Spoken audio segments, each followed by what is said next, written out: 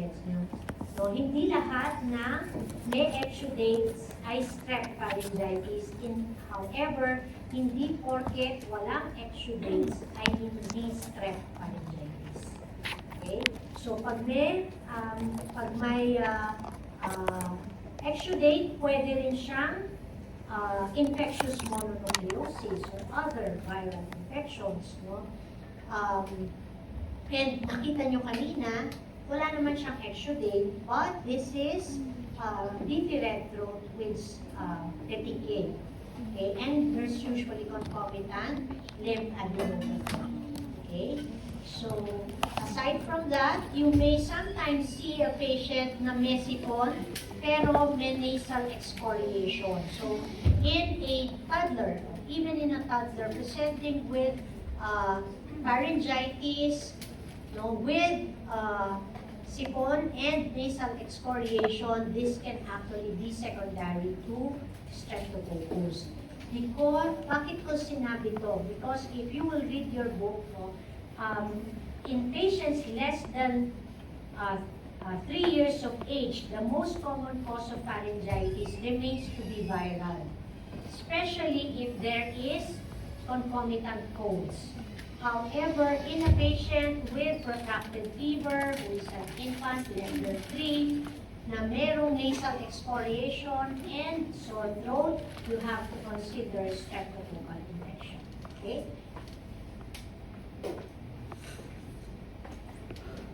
Okay, so treatment for strep pharyngitis would be antibiotics, specifically your penicillin. Your group A streptococcus is highly sensitive to penicillin, like your amoxicillin or your benzathine penicillin. So however, your penicillin should be given at least 10 days. Okay? And if you're using your benzathine penicillin, like, kasi kung minsan may mga pasyente na hindi makalunok, sinusuka yung antibiotic, another option is to give your benzathine penicillin single dose intramuscularly.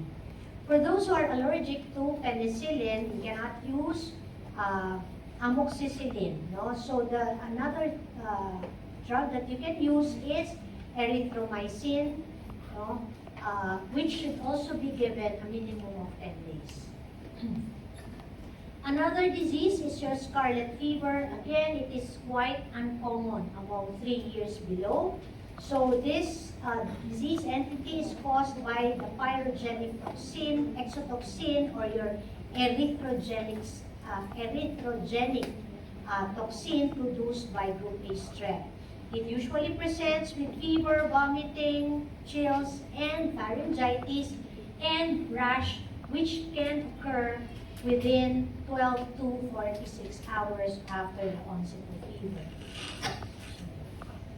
The rashes are usually popular or maculopapular, erythematous, and they are usually located at the flexural areas like the elbow, the axilla, and the groin.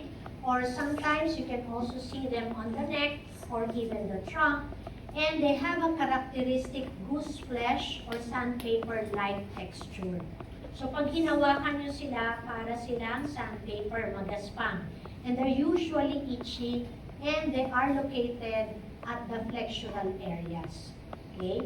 So this is scarlet fever, and again, the rashes can desquamate eventually from the face downwards, and this will take around 3 to 4 days from the onset of the rash. Okay? So this is very characteristic. And it should also be treated with a 10-day antibiotic to prevent yung recurrence of infection as well. Okay. So, in a patient presenting with scarlet fever, okay, there may also be strawberry tongue. No? Ito parang strawberry cream. No? Kasi whitish, there are prominent papilla. Here, you will also appreciate yung prominent papilla with strawberry tongue, and there may be concomitant pharyngitis, and this is called your, ano to na? yung pag nagkaroon na ng desconation dun sa area kung saan sila nagkaroon ng erythematous rashes, these are your fascia lines. These are hyperpigmented desquamating lesions, fascia lines. Okay. Another presentation is impetigo. So aside from Staphylococcus aureus, your impetigo can also be caused by group A strep. So it can be bullous or non-bullous, but most of your bullous impetigo are secondary to your group A strep. Anong characteristic lesions? They have honey-colored crusts. Okay, honey-colored. Usually pag staph, medyo mas maputi. Pag group A strep, honey-colored sila. Okay? And, yun nga, sometimes may concomitant sipon, no?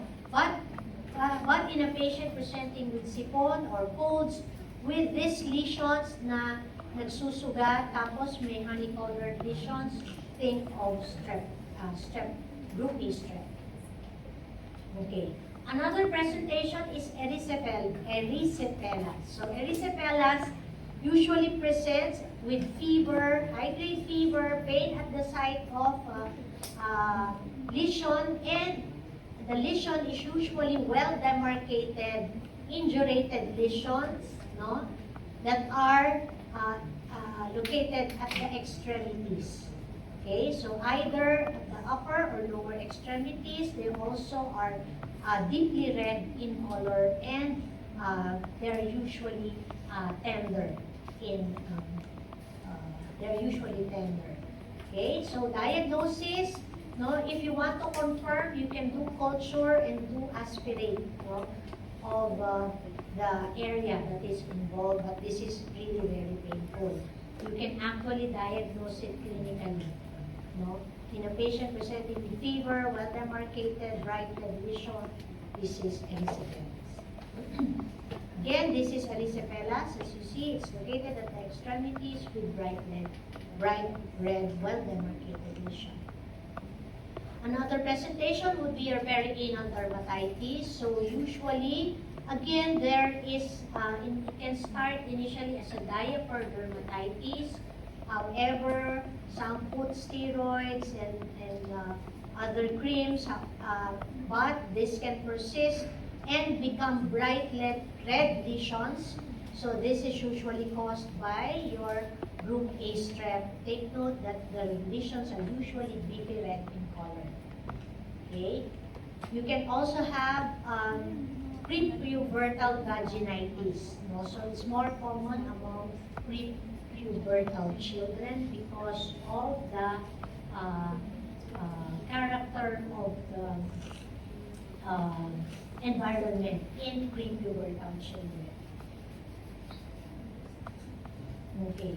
Another syndrome or presentation of your group A strep is your gas toxic shock syndrome, because sinabi ko sa inyo kanina na pwede ka rin magkaroon ng streptococcal toxic shock syndrome. So it's actually similar to your staphylococcal toxic shock syndrome, but in this situation, they're able to grow group A strep.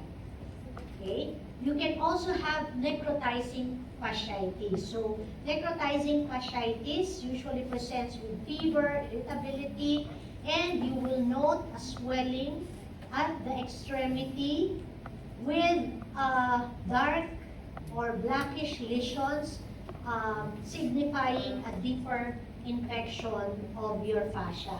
So usually there is necrosis of the area, and this area that is involved is usually very painful. There could be blistering of the lesion, and this is actually a medical and a surgical emergency. So what they usually do is they usually give broad spectrum antibiotic and debridement of the area.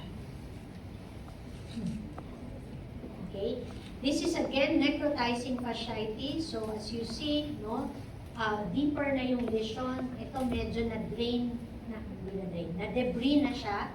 So it could start initially as just perianal dermatitis. However, if it is left untreated, it can lead to necrotizing fasciitis.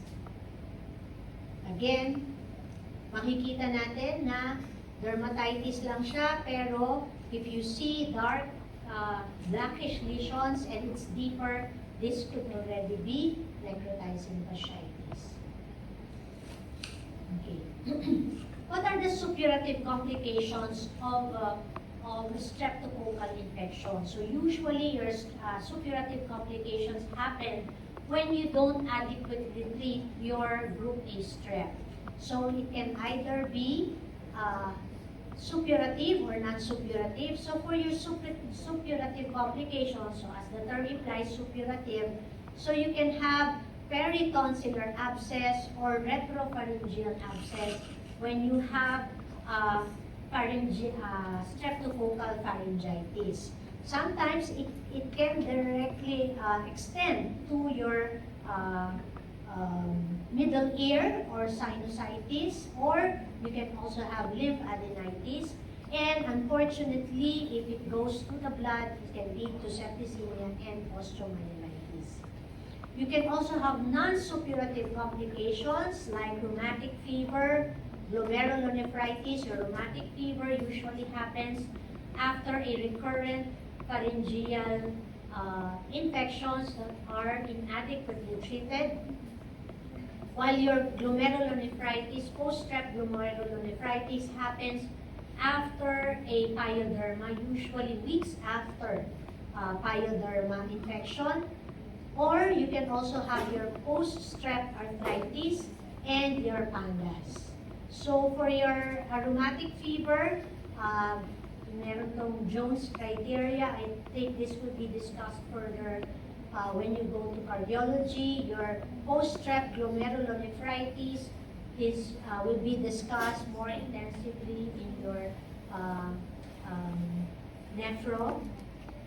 Okay, and your post-streptococcal reactive arthritis, okay, usually happens again after streptococcal pharyngitis. However, this does not fulfill your Jones criteria. It is usually solely reactive arthritis or arthritis, and it usually involves large joints, and it is non-migratory as compared to your rheumatic fever.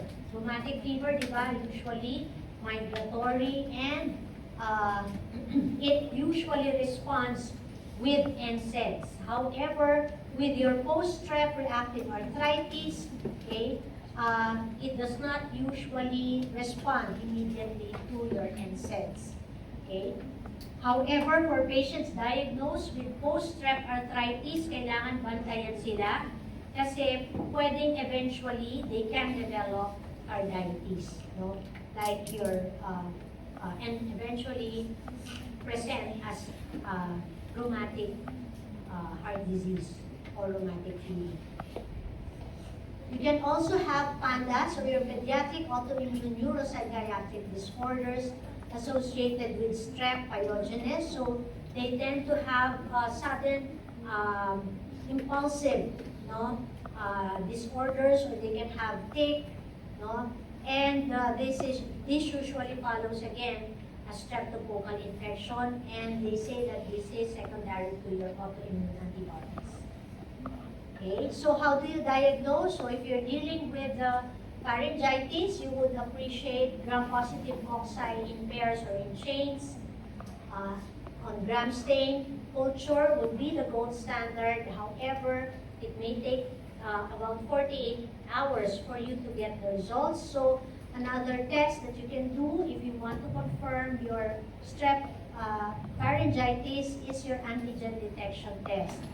It has a sensitivity of around 80 to 90% and a specificity of more than 95%. So anong ibig sabihin ninyo?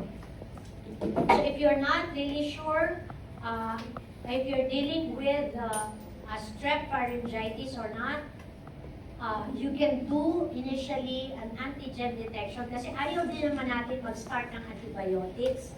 basta-basta nang hindi natin sigurado, no? Kasi we want to be parang we want to avoid antibiotic use left and right because this will actually induce resistance, no? So what you can do is you do your antigen detection using your swab. If it turns out to be positive, then you are sure that this is strep pyogenes, then you can start. Kasi specific siya. However, if it is negative, if you're highly considering strep, no, you can start your antibiotics and do culture, and if it turns out to be negative, you can easily discontinue your antibiotics. Okay? Your ASO titer or your antibody streptolysin O is usually used to diagnose rheumatic fever or post-strep GN. Okay? It is not used to confirm your diagnosis for your strep pharyngitis. Why? Because it will only be positive, no? About a week to a month after the infection. So, and it peaks at 3 to 5 weeks. So, hindi mo siya gagamitin to confirm your diagnosis kasi pwedeng negative pa rin siya, no? A positive test would usually be more than 166 units, or sa ibang institution, it's 200. Okay? Your antibody to deoxyribonuclease test or your anti-DNase is usually done only in certain areas. However, it is not routinely done. More common itong antigen detection. Okay? PCR can be used, however, it is so expensive just to diagnose strep pharyngitis. Okay? Treatment for severe streptococcal infections like necrotizing fasciitis, the drug of choice is high-dose penicillin at 250 to 400,000 units for 2 to 6 weeks. For your impetigo, if it's just localized, you can just give mupirocin or vancomycin. And if there are multiple lesions, you can use your oral antibiotics. Okay. So in the prevention of rheumatic heart disease, no, what we usually do is you prevent rheumatic heart disease by treating your pharyngitis adequately. So you have to, if you're entertaining strep pharyngitis, you really have to advise your patient to continue the antibiotics for 10 days kahit wala ng lagnat. Because it's been a practice by most of our patients na pag wala ng lagnat, ay sige, 7 araw na lang. No? So you have to advise them to give 10 days. For secondary prevention, meaning meron na silang diagnose na sila ng rheumatic heart disease or rheumatic fever, to prevent recurrence of your or further damage of your valves, you give your benzathine, penicillin, 1.2 million units every 3 to 4 weeks. But the recommendation of our Philippine Heart Association is 3 weeks.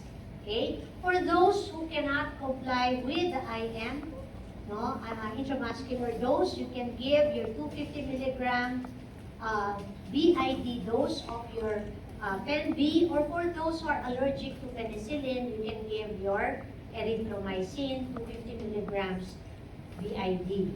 But the recommendation is really benzathine penicillin because it increases your compliance. Kasi hindi mo kailangan araw-arawin ang isang teenager na inumin yung gamot niya. Yun nga lang, masakit yung injection every 3 weeks, no? Okay, now let's proceed with your group B strep or your strep agalactiae. Okay, so again, ano bang dapat niyong maalala sa group B strep or agalactiae? It is a major cause of neonatal bacterial sepsis. Okay? Bakit? Kasi organism, no, can colonize your vaginal or your rectum in around 30% of pregnant women. And this can lead to neonatal sepsis, whether early or late onset sepsis. Ano ba yung risk factors when you have a prolonged rupture of membrane, meaning more than 18 hours na nag-rupture yung membrane bago lumabas yung baby, o kaya nilagnat yung nanay, o kaya premature yung baby, less than 37 weeks, na wala namang ibang dahilan, bigla lang naging premature, hindi naman twin pregnancy, no? Or you have maternal bacteremia during pregnancy. Okay, so ito yung mga early and late onset sepsis. This will be discussed in neonatology part. Just take note that your early onset sepsis usually presents as respiratory disease, no? Either septicemia, non-specific, or respiratory. Pag late onset naman, 7 days to 90 days, either bacteremia or meningitis. Okay. For the treatment of your group B strep, okay, you again give your high-dose penicillin, usually around 450 to 500 units per kilo in 24 hours, or you can also use ampicillin. Okay? So in terms of prevention, in the US, they do swabbing, no? They do antigen detection as screening or culture the vaginal canal of women, no? Before they deliver, para matreat sila bago mag-deliver. Okay, so for those who are high risk, they give chemoprophylaxis, which is penicillin. Okay, so treatment, if your baby, no, has these diseases, this will be the duration. Next would be our alpha hemolytic strep. Ano naman kailangan yung malaman? This strep bovis, mitis mutans salis are normal flora of the upper respiratory tract as well as the genital urinary tract, and they cause diseases in these areas. Okay? Although since yung mga pasyente na high risk for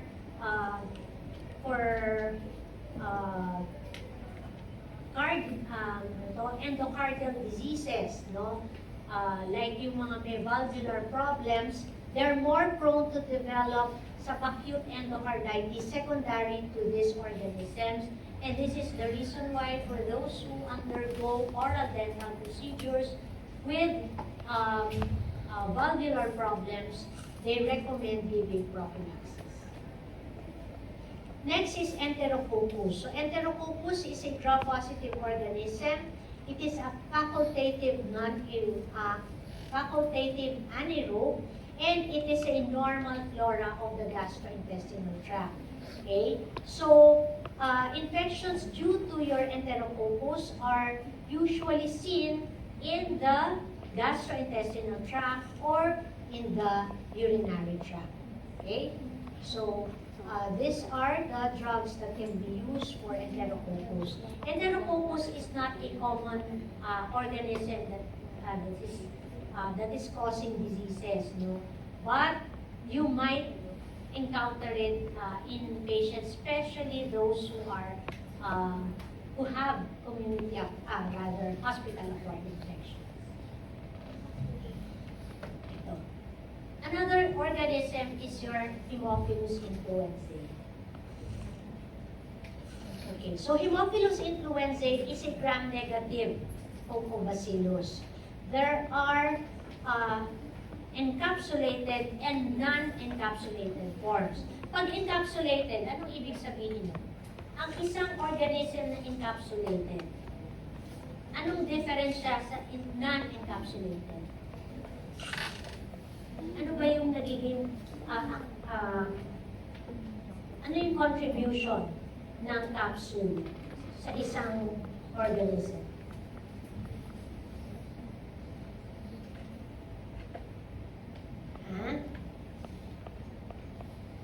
Anong pagka-encapsulated ang isang organism?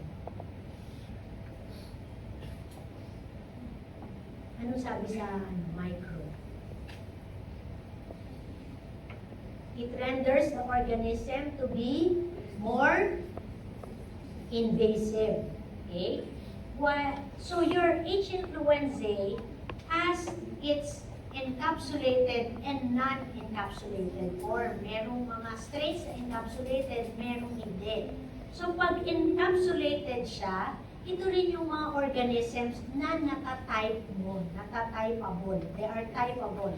And there are 6 typeable strains, A to M. However, the most virulent is serotype B. In fact, when you see a patient with meningitis or septicemia with H. influenzae infection, you know it's most likely, or you think that this is most likely be serotype B. Okay? While your non-typeable strains are less invasive, so they only cause mucosal infections like sinusitis, otitis media, no? Mga localized lang sa upper respiratory tract. Okay? Okay. Now, before the availability of vaccines, 95% of invasive diseases among children less than 5 years of age are secondary to H. influenzae. And now, bumaba na siya, no? Because of availability of the vaccine. Transmission is mainly by droplet. So let's go to the diseases. So, H. influenzae can cause acute epiglottitis. So, what is the usual presentation? Pwede siyang mag-cough o kaya naman sore throat, and then pwede magkaroon ng respiratory distress. Usually, the patient will tend to lean forward, no? Kasi affected yung kanyang epiglottis. And in these patients, you have to be careful, no? When you go to the ER in a patient 3 to 5 years old without vaccination, presenting with sore throat and dyspnea, tapos the patient tend to lean forward, do not examine the throat immediately because that can lead to spasm. Okay? It can also cause arthritis. Di ba sabi natin kanina, for 3 months to 5 years, H. influenzae can cause arthritis, and it can also cause cellulitis. So in a patient presenting with an upper respiratory tract infection, then eventually nagkaroon siya ng cellulitis of the face, either buccal cellulitis or orbital cellulitis. Pwedeng ang cause nun is H. influenzae kasi sinipon siya tapos nag-extend dito sa area. Okay?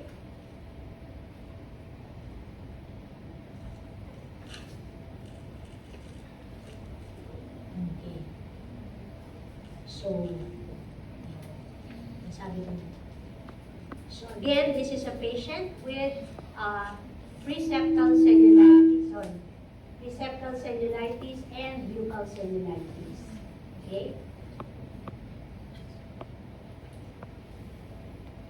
It can also cause otitis media, sinusitis, and conjunctivitis for both encapsulated and unencapsulated. Okay. So for your diagnosis, so ideally you culture the sterile site, either the blood, the CSF, kung merong meningitis, kung may arthritis, synovial fluid, okay, kung otitis media, middle ear aspirate, but you can actually treat empirically, okay, and among patients na may meningitis, no, you can do latex particle agglutination test of your CSF. Your latex agglutination test of the CSF detects the presence of antigen, no, in the CSF fluid, not only your H. influenzae, but also other organisms that can cause meningitis, like your strep pneumo, Neisseria meningitidis, even Staphylococcus, and E. coli. So itong latex particle agglutination test. But now we also have PCR. It is parang panel of organisms, no, using your PCR that usually causes meningitis. So kasama na doon yung sinabi ko kanina, plus meron din siyang viruses like HSV, no, HSV1 and 2, yung mga nagpo-or enterovirus, yung mga usually nagpo-cause ng meningitis. So yun ay PCR. It's a bit expensive, around 25K, but you're able to identify the more common organisms that causes meningitis. We call it CNS panel. Okay? Itong latex, medyo mas mura siya. Okay. So this is just to show you, no, the resistance pattern here in our country for your H. influenzae. So as you see, ampicillin is only around 14% resistance. So ampicillin remains to be a good choice, no? Dapat less than 20%. Ampicillin sulbactam 8.7, your amoxicillin clavulanic acid 7. Okay. So for those producing beta-lactamase H. influenzae, ang pwedeng gamitin mo itong dalawa. Okay, your amoxiclav and your ampicillin sulfate. Okay, so for the treatment of sorry. So let's try to look at the resistance for ceftriaxone. So it's 0. No? So walang resistance. So that is the reason why for patients with meningitis or severe diseases brought about by H. influenzae, the drug of choice is ceftriaxone. In fact, in a patient presenting with meningitis, okay, meningitis in infants or children, that regardless of the cause, basta empiric therapy, the drug of choice is third generation cephalosporin. I'll tell you later. If it shows na sensitive naman siya sa ampicillin, you can step down to ampicillin. Okay. Kung naman pneumonia, pwede naman ang amoxicillin. So for the prevention, we have a vaccine for H. influenzae B. No, it is a conjugate polysaccharide vaccine. So, ano ibig sabihin ng conjugate polysaccharide vaccine? Anong difference niya sa polysaccharide lang? Opo? Tapos na kayo sa vaccinology, di ba? No second year. Anong difference ng pure polysaccharide sa conjugate?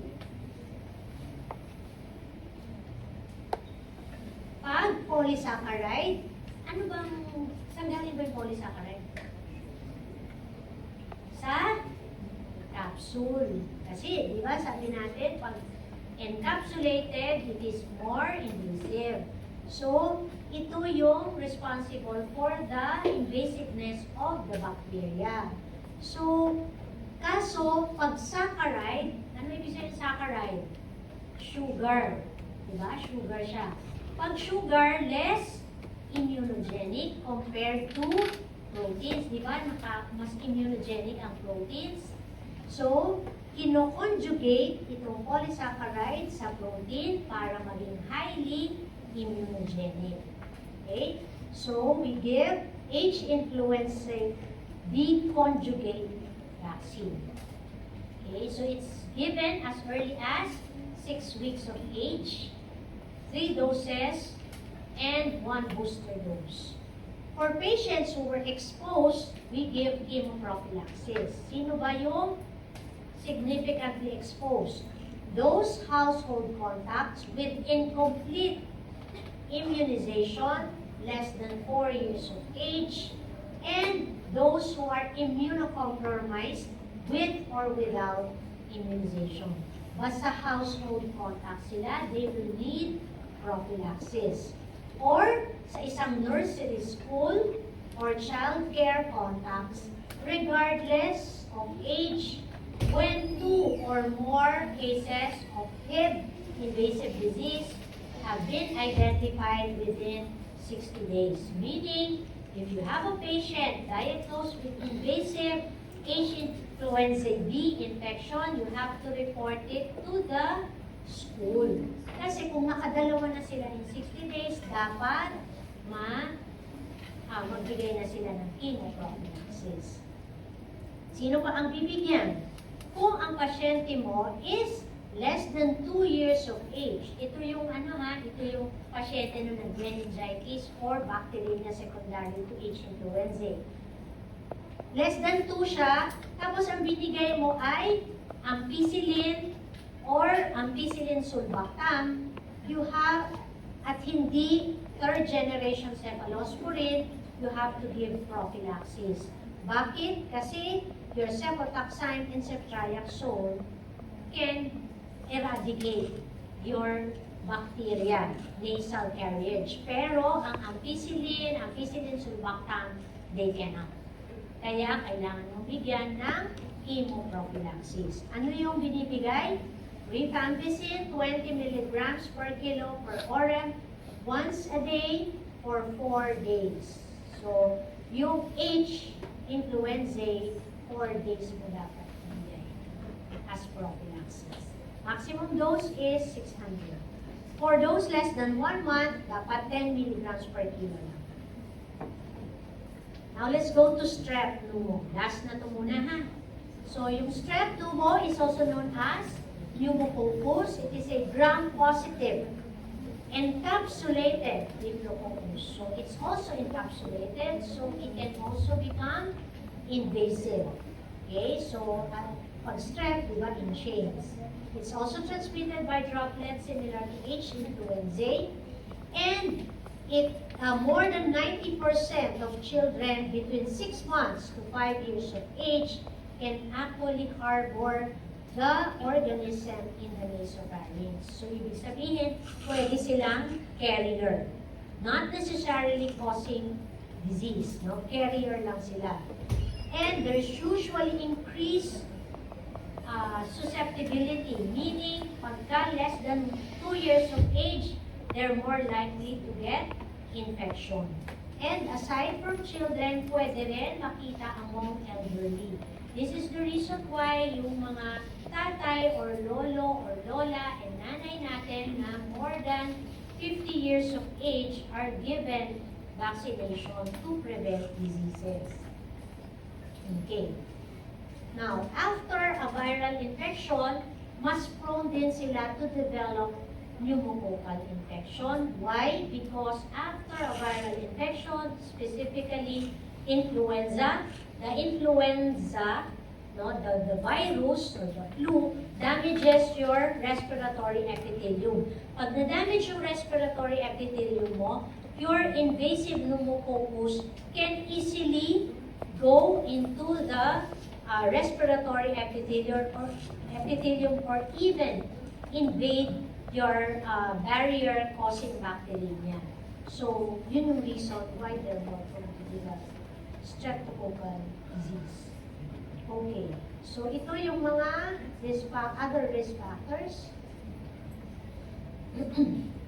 So, similar to your H-influenza, it can also cause pneumonia, meningitis, sepsis, otitis media, kung ano yung usual cause, kung ano yung usual diseases na nakukos ng H-influenza, pareho rin sa strep pneumo. However, for strep pneumo, it can be seen across all ages, but it is more common among extremes of ages, very young and very old. Ang H-influenza, more common, 3 to 5 years of age. Pero ngayon, dahil nga sabi ko, meron ng bakuna, nabawasan. Ano yung complications? You can have empyema, pericarditis, and abscesses. Okay.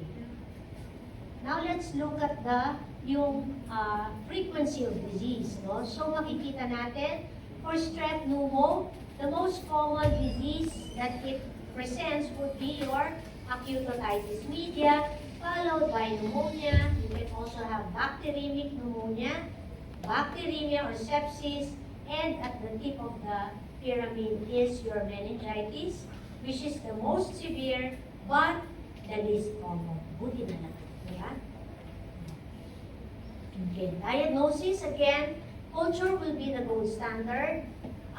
Ideally, a sterile site, where the focus of infection is seen.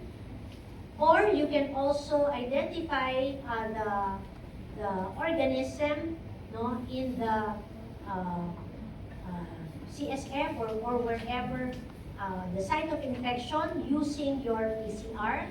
We also have your antigen detection, sabi natin kanina, yung latex agglutination test. And also, the antigen can also be seen in the urine. But that is not commonly done. Okay, so in terms of surveillance,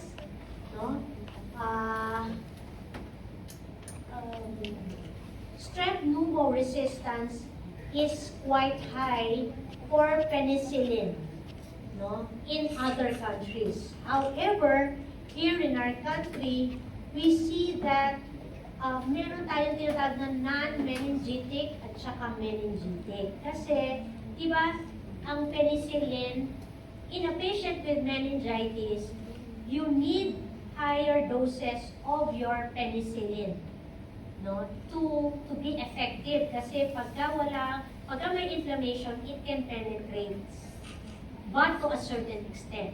So, with your penicillin, you can have higher resistance in terms of when you're talking about meningitis.